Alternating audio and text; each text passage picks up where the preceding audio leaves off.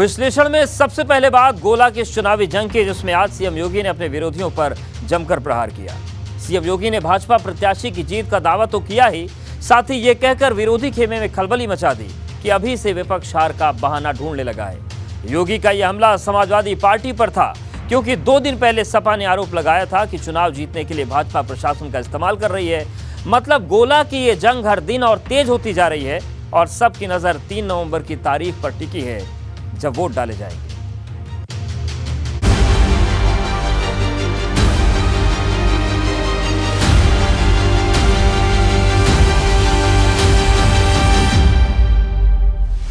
प्रचार युद्ध में योगी की हुंकार, समाजवादी पार्टी पर धुआंधार प्रहार। सियासत का सबसे बड़ा गोला अखिलेश पर योगी ने हमला बोला। समाजवादी पार्टी ट्वीट पर अभी से अपनी हार के लिए बहाना ढूंढने लग गई है। कौन जीतेगा उपचुनाव की फाइट, सपा और भाजपा के खेमे में माहौल टाइट। लखीमपुर की गोला विधानसभा सीट पर उपचुनाव की जंग जैसे जैसे नजदीक आ रही है, गोला की गोलबंदी तेज होती जा रही है। भाजपा के अमन गिरी और सपा के विनय तिवारी के बीच मुकाबला दिलचस्प हो गया है, क्योंकि एक अपने पिता की विरासत संभाल रहा तो दूसरा फिर से गोला की गद्दी पर अपना दावा ठोक रहा।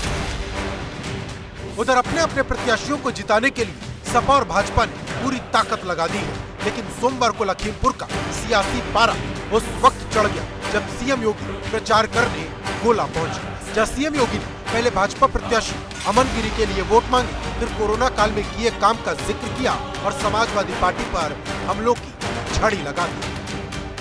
मैं जानता हूं आप सबकी भावनाएं स्वर्गीय अरविंद गिरी के साथ है और आप उन्हें वोट देंगे, लेकिन हमें रिकॉर्ड मात्रा में सी अमन गिरी की जीत की गारंटी चाहिए।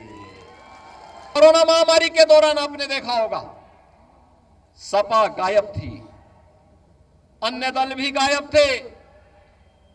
डबल इंजन की सरकार कार्य कर रही थी, फ्री में टेस्ट, फ्री में उपचार, फ्री में वैक्सीन, और डबल इंजन की सरकार है तो डबल डोज राशन की भी हर गरीब को उपलब्ध करवाने का काम सरकार कर रही थी। मैं पूछना चाहता हूं कि समाजवादी पार्टी को प्रदेश में 4 बार सरकार बनाने का अवसर प्राप्त हुआ था कि नहीं हुआ था? 4 बार में क्या लखीमपुर खीरी को मेडिकल कॉलेज समाजवादी पार्टी ने दिया? आज तो मेडिकल कॉलेज बन रहा है ना लखीमपुर खीरी का। सीएम योगी यही नहीं रुके, उन्होंने सपा पर निशाना साधते हुए यहां तक कह दिया कि अभी से सपा हार का बहाना ढूंढने लगी है। विपक्ष तो हमेशा बहाना करता है, षड्यंत्र करता है। आपने देखा होगा चुनाव लखीमपुर खीरी में चल रहे हैं, गोला गोकर्णनाथ में चल रहे हैं, समाजवादी पार्टी ट्वीट पर अभी से अपनी हार के लिए बहाना ढूंढने लग गई है। अभी से ढूंढने लग गई है, अभी से कहना शुरू कर दिया उसने कि वहां पर अब पहले तो ईवीएम को दोषी ठहराते थे और अब कहने लग गए कि देखिए तो जबरदस्ती चुनाव जीता जा रहा है। सीएम योगी का ये हमला समाजवादी पार्टी के उस आरोप का जवाब था जिसमें सपा ने कहा था कि भाजपा चुनाव जीतने के लिए एक जाति विशेष के पुलिसकर्मियों को जबरन छुट्टी पर भेज रही है। गोला उपचुनाव के लिए सीएम योगी खुद प्रचार के लिए पहुंचे। इस दौरान आयोजित जनसभा में सीएम योगी ने एक तरफ जहां भाजपा प्रत्याशी अमन गिरी के लिए वोट की अपील की, तो दूसरी ओर समाजवादी पार्टी पर निशाना भी साधा। सीएम योगी ने कोरोना काल का जिक्र किया और कहा कि वैश्विक महामारी के समय समाजवादी पार्टी के नेता कहीं नजर नहीं आए, जबकि डबल इंजन की सरकार ने लोगों को मुफ्त राशन से लेकर दवा तक सब मुहैया कराया। इधर सीएम योगी मंच से गरज रहे थे, उधर भाजपा के प्रदेश अध्यक्ष भूपेंद्र चौधरी और कैबिनेट मंत्री गोला में रिकॉर्ड तोड़ जीत की भविष्यवाणी कर रहे थे। बहुत बड़े पैमाने पर विक्ट्री होने जा रही है, जनता ने मन बनाया है और एक कहावत है उर्दू में कि आवाज़ खल्क को नक्कार खुदा समझो। आज आपने देखा कि 50,000 की भीड़ ने हाथ उठाकर इस बात का समर्थन किया कि हम वोट देंगे और डलवाएंगे। मतलब पिछली बार की जीत में 30,000 वोट के आसपास का अंतर था, इस बार बढ़ेगा? मैंने बताया ना 50,000 वोट से जीते। पार्टी के नेतृत्व का जो काम है, हमारी सरकारों का जो काम है, उन कामों के प्रति जनता का विश्वास है और उस विश्वास के आधार पर मैं निश्चित रूप से कह सकता हूं कि पिछली बार से ज्यादा मतों से भाजपा जीतेगी। गोला उपचुनाव में भाजपा और सपा दोनों ने अपनी पूरी ताकत लगा दी है। भाजपा ने जहां 40 स्टार प्रचारक मैदान में उतारे, तो वहीं दूसरी ओर सपा ने भी 50 से ज्यादा दिग्गजों को मैदान में उतारा है। हालांकि गोला में ऊंट किस करवट बैठेगा, ये तो चुनाव के नतीजे ही बताएंगे। लेकिन जिस तरह से चुनावी माहौल लखीमपुर में है, उसे देख भाजपा रामपुर और मैनपुरी में जीत की हुंकार भरने लगी है। रामपुर के लिए भी, मैनपुरी के लिए भी। मैनपुरी में बाई इलेक्शन होगा, निकालेंगे दोनों सीटें मुश्किल। हाँ, निश्चित रूप से भारतीय जनता पार्टी के कार्यकर्ताओं का संपर्क संवाद, हमारी सक्रियता जनता से है। नेतृत्व के प्रति, मोदी जी के प्रति लोगों का विश्वास है। जनता का गठबंधन योगी और मोदी जी से और भाजपा से, यानी रामपुर मैनपुरी दोनों में कमल। निश्चित रूप से 100% हमारा संकल्प है। पूरे प्रदेश को मोदी में करना है, योगी में करना है और कमल के फूल। मतलब एकदम साफ, गोला एक झांकी है, रामपुर और मैनपुरी की पिक्चर अभी बाकी है। क्योंकि जिस तरह से भाजपा ने आजमगढ़ और रामपुर का उपचुनाव जीता, ठीक उसी तरह अब भाजपा मुलायम सिंह यादव के निधन के बाद खाली हुई मैनपुरी लोकसभा सीट और आजम खान की सदस्यता जाने के बाद रामपुर की सदर सीट पर नजर गड़ाए बैठी है। उधर अखिलेश यादव की अग्नि परीक्षा है, क्या वो हार का सिलसिला रोक पाएंगे? लखीमपुर से नवीन अवस्थी, एबीपी गंगा। और अब बात निकाय चुनाव के टेस्ट की, जिसे 24 लिटमस टेस्ट भी माना जा रहा है। जानकारी के मुताबिक इस बार निकाय चुनाव दिसंबर में होगा, वहीं जनवरी के पहले हफ्ते में मतगणना होगी। इस बार का निकाय चुनाव इसलिए खास है कि सपा और भाजपा ने अपने सिंबल पर चुनाव लड़ने का ऐलान किया। हालांकि तैयारी के मामले में दूसरे सभी दल भाजपा के मुकाबले पीछे नजर आ रहे हैं। सवाल बड़ा है कि निकाय चुनाव की जंग में क्या भाजपा सपा को टक्कर दे पाएगी?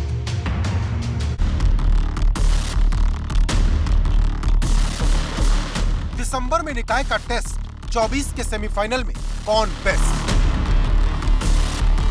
4 चरणों में होगी लड़ाई, कौन करेगा नगर निगम पर चढ़ाई? उत्तर प्रदेश में एक बार फिर चुनावी बिगुल बजने वाला है। फिर एक बार पूरा यूपी चुनाव की कसौटी से गुजरने वाला है। क्योंकि जिस निकाय चुनाव को लेकर जोर शोर से तैयारी हो रही, अब जल्द ही उसकी तारीखों का ऐलान होने वाला है। सूत्रों से मिली जानकारी के मुताबिक इस बार निकाय चुनाव दिसंबर में होगा, जो 4 चरणों में होगा। वहीं जनवरी के पहले हफ्ते में मतगणना होगी, जबकि पिछली बार 2017 में नवंबर में 4 चरणों में चुनाव करवाए गए थे और 2 दिसंबर को मतगणना हुई थी। लेकिन इस बार चुनाव 1 महीने पीछे खिसक गया है, जिससे राजनीतिक दलों को तैयारी करने का और मौका मिल गया है। चुनाव की तैयारियां जोरों पर हैं और जल्द ही इनकी तारीखों का ऐलान हो सकता है। ये कहा जा रहा है कि दिसंबर को वोटिंग होगी और जनवरी तक काउंटिंग पूरी करके रिजल्ट घोषित कर दिया जाएगा। इस बार निकाय चुनाव इसलिए भी महत्वपूर्ण है क्योंकि इसे 2024 के लोकसभा चुनाव का सेमीफाइनल माना जा रहा है। गौरतलब है कि इस बार निकाय चुनाव पहले के मुकाबले अलग होगा। सपा और भाजपा ने सभी सीटों पर अपने सिंबल पर चुनाव लड़ने का ऐलान किया है। क्योंकि पिछली बार भाजपा और सपा ने चुनाव तो लड़ा था, लेकिन कई ऐसी सीटें थी जहां उम्मीदवारों को सिंबल नहीं दिया गया था। लेकिन इस बार हर सीट पर अपने अपने सिंबल पर चुनाव लड़ा जाएगा। यही वजह है कि जानकार इसे 24 का सेमीफाइनल मान रहे हैं। शायद यही वजह है कि भारतीय जनता पार्टी और प्रमुख विपक्षी दल समाजवादी पार्टी दोनों अपने सिंबल पर चुनाव लड़ाएंगे। कांटे की टक्कर देखने को मिलेगी क्योंकि 2024 के पहले कौन कितने पानी में है, ये निकाय चुनाव का रिजल्ट बताएगा। हालांकि तैयारी के मामले में दूसरे दल भाजपा के मुकाबले पीछे नजर आते हैं। भाजपा न सिर्फ बूथ स्तर पर लगातार बैठक कर रही, बल्कि अलग अलग मोर्चे के प्रशिक्षण शिविर भी लगा रही। हाल ही में भाजपा ने ओबीसी मोर्चा प्रशिक्षण शिविर लगाया, जिसका मकसद यूपी के सबसे बड़े वोट बैंक को अपने पाले में लाने का है। ओबीसी मोर्चा का प्रशिक्षण वर्ग था वह क्षेत्र का, और इसमें आदरणीय प्रधानमंत्री नरेंद्र मोदी जी की जो गरीब कल्याण योजनाएं हैं उनको विस्तार से सभी को समझाया गया है और उत्तर प्रदेश में किस ढंग से इन योजनाओं का क्रियान्वयन हुआ है। लगभग सभी योजनाओं में उत्तर प्रदेश नंबर 1 पर है। मतलब एकदम साफ है, भाजपा निकाय चुनाव की तैयारी पूरी शिद्दत से कर रही। ऐसे में सवाल बड़ा है कि निकाय चुनाव की इस जंग में क्या सपा भाजपा को टक्कर दे पाएगी और क्या बसपा फिर से खुद को स्थापित कर पाएगी। ऐसे तमाम सवाल हैं जिसका बहुत कुछ इस चुनाव में टिका है। Bureau report, ABP Ganga.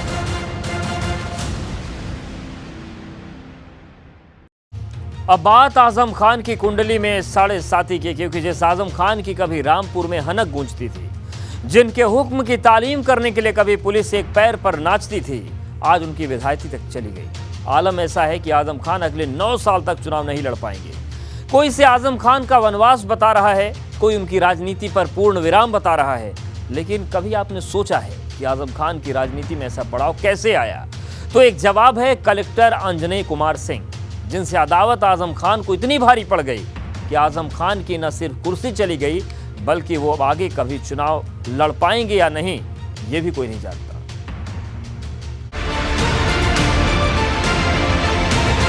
आजम की कुंडली में 7.5 एक IAS से अदावत पड़ी भारी। कलेक्टर साहब, बहुत महंगी पड़ेगी आपको ये तकरीरें। पहले सजा सुनाई, फिर विधायकी गई। एक कलेक्टर से हुई थी आजम की लड़ाई। एक तरीके से उनकी रणनीति का हिस्सा रहा है, जो कई बार बड़े ही गलत तरीके से चीज़ों सामने आता रहा। मोहम्मद आजम खान, उत्तर प्रदेश की राजनीति का वो नाम जो जहां खड़े हो जाते थे, लाइन वहीं से शुरू हो जाती थी। कभी उनकी भैंसों को पकड़ने के लिए पूरे प्रदेश की पुलिस लग जाती थी। ये 10 बार के विधायक, 2 बार के सांसद और 4 बार के मंत्री रहे आजम खान की हनक, जिनकी मर्जी के बिना कभी रामपुर में पत्ता तक नहीं हिलता था। जो शख्स 9 बार विधायक रहा हो, 1 बार राज्यसभा का मेंबर रहा हो, 4 बार मंत्री रहा हो, टके की रिश्वत लेने वाले अधिकारी हमारे जैसे लोगों के लाइसेंस खारिज कर देंगे, कैसे चलेगा? लेकिन वक्त बदला तो हालात बदल गए। जिस विधायक की कुर्सी पर आजम कई बार काबिज रहे, वो कुर्सी उनसे छिन गई है। ऊपर से जेल जाने की तलवार लटक रही और आजम खान को यहाँ तक पहुँचाने वाला कोई और नहीं, मुरादाबाद मंडल के कमिश्नर अंजनेय कुमार सिंह हैं, जो कभी रामपुर के जिलाधिकारी हुआ करते थे। लेकिन आज भी उनका नाम सुनकर आजम खान भड़क जाते हैं। कलेक्टर साहब, बहुत महंगी पड़ेगी आपको ये तकरीरें।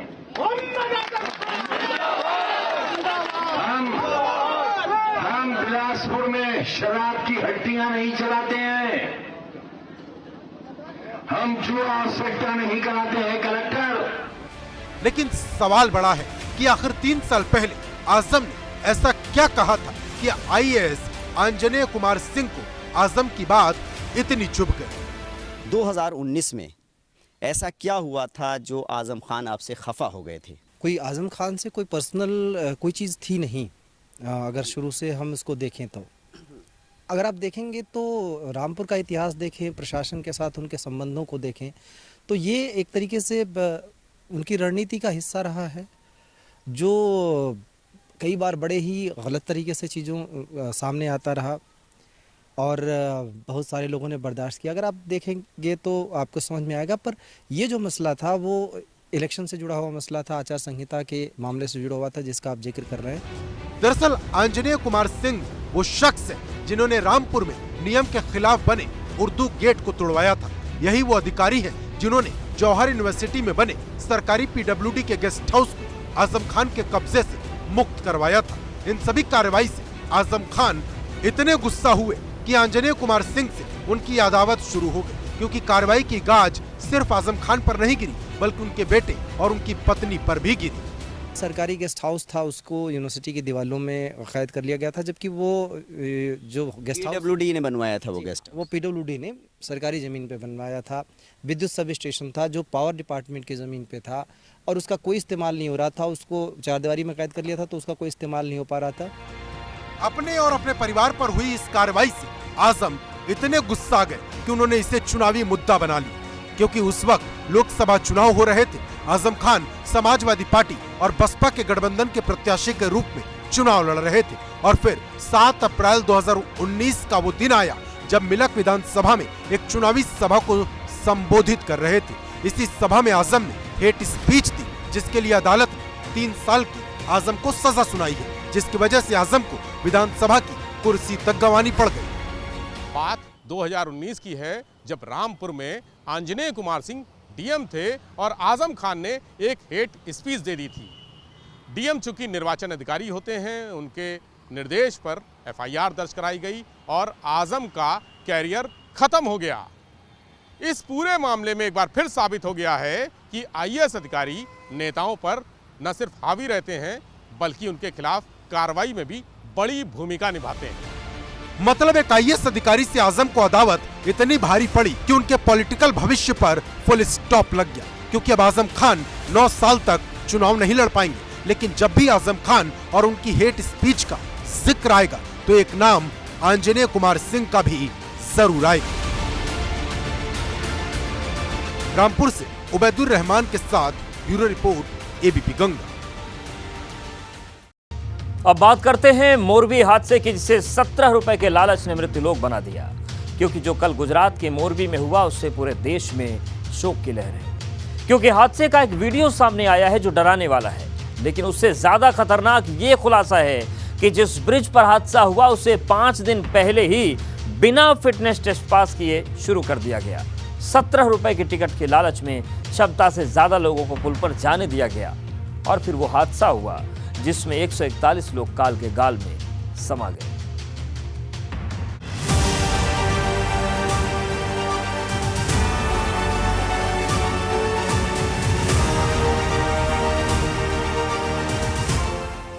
लापरवाही ने बांटी मौत, मोरबी हादसे का जिम्मेदार कौन?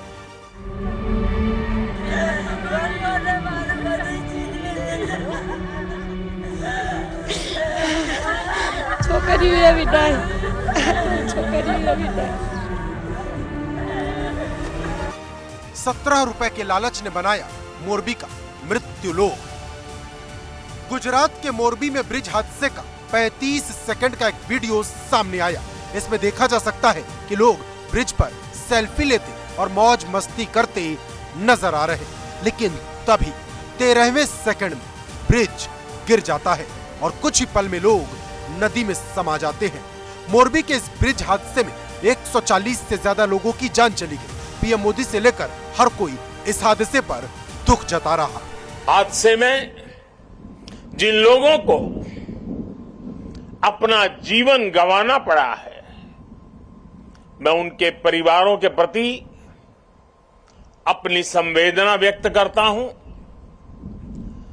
दुख की इस घड़ी में सरकार हर तरह से पीड़ित परिवारों के साथ है। लेकिन बड़ा सवाल यह है कि हादसा कैसे हुआ, क्योंकि जैसे जैसे तस्वीर सामने आ रही है, हादसे की परत खुलती जा रही है। क्योंकि जिस ब्रिज पर हादसा हुआ वो 100 साल पुराना था और पिछले 7 महीनों से बंद था, लेकिन 5 दिन पहले ही रिनोवेशन के बाद चालू भी हो गया था। लेकिन बताया जा रहा कि फिटनेस सर्टिफिकेट लिए बिना ही ब्रिज को दोबारा शुरू कर दिया गया था। इतना ही नहीं, पुल की यात्रा के लिए बड़ों से 17 रुपए और बच्चों से 12 रुपए वसूले जा रहे थे। टिकट बेचने के लालच में क्षमता से ज्यादा लोगों को पुल पर जाने दिया गया, जिससे पुल गिर गया। क्योंकि जिस वक्त हादसा हुआ इस पुल पर 500 से 600 लोग मौजूद थे। हादसे के बाद ब्रिज का मैनेजमेंट करने वाली कंपनी ओरेवा ग्रुप पर गैर इरादतन हत्या का केस दर्ज किया गया है। जांच के लिए कमेटी बना दी गई। कंपनी पर 304, 308 और 114 के तहत क्रिमिनल केस दर्ज किए गए। लेकिन जो हादसा गुजरात के मोरबी में हुआ वो कहीं भी हो सकता है, क्योंकि मोरबी का ये पुल झूला पुल था, ठीक वैसे जैसे ऋषिकेश का राम झूला और लक्ष्मण झूला है, जहाँ हर रोज हजारों लोग गुजरते हैं। हालांकि इस वक्त सिर्फ राम झूला चालू है, क्योंकि लक्ष्मण झूला का रिनोवेशन चल रहा है। ये राम झूला पुल है। इस पुल का निर्माण करीब 1985 में हुआ था, हिलवेज कंपनी ने किया था। उस समय इस पुल की कीमत 1.2 करोड़ रुपए आई थी और इस पुल को देखने के लिए बड़ी दूर दूर से यात्री यहाँ पर आते हैं। ये पुल क्योंकि झूला पुल है तो इसकी तारें भी वाइब्रेट करती हैं और इसीलिए जो पीडब्ल्यूडी विभाग है कांवड़ मेले से पहले और कांवड़ मेले के बाद इसकी मरम्मत करता है। अब सवाल इस बात का है कि क्या मोरबी के हादसे से प्रशासन कोई सबक लेगा, क्योंकि गुजरात में जो हुआ उसमें 17 रुपए का लालच था, जिसने मोरबी को मृत्यु लोक में बदल दिया। Bureau report ABP Ganga.